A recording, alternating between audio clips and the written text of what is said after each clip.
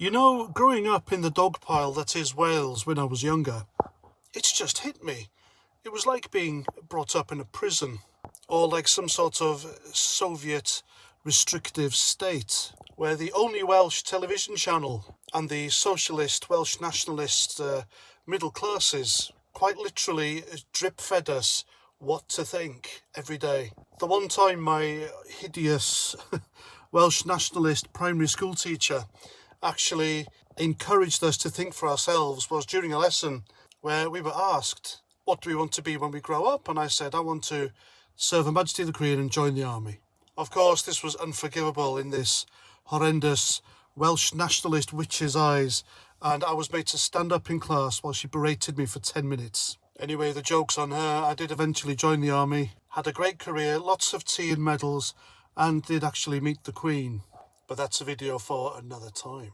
Now, I'm telling you all this because the Welsh Senedd, which is a massive waste of British taxpayers' money, filled to the brim with idiotic fools like Mark Drakeford and Leanne Wood.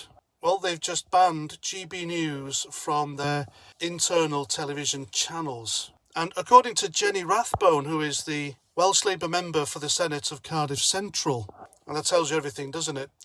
It's no place in democratic discourse for Lawrence Fox's unbridled misogyny or echo chambers of misinformation with no fact-checking.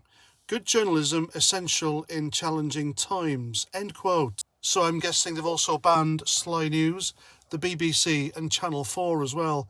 All three channels bastions of misinformation. Now, I'm not keeping on GB News because I don't watch that shit anymore, especially after what they did to Calvin Robinson, Lawrence Fox and Dan Wootton.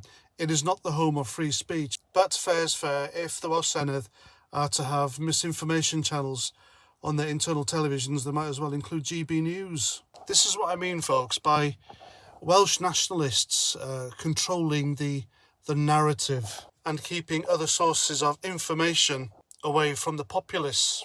Wales is now like a mini Soviet state. It really is. And the more I hear about that place, the more I'm convinced I did the right thing by buggering off and joining the army.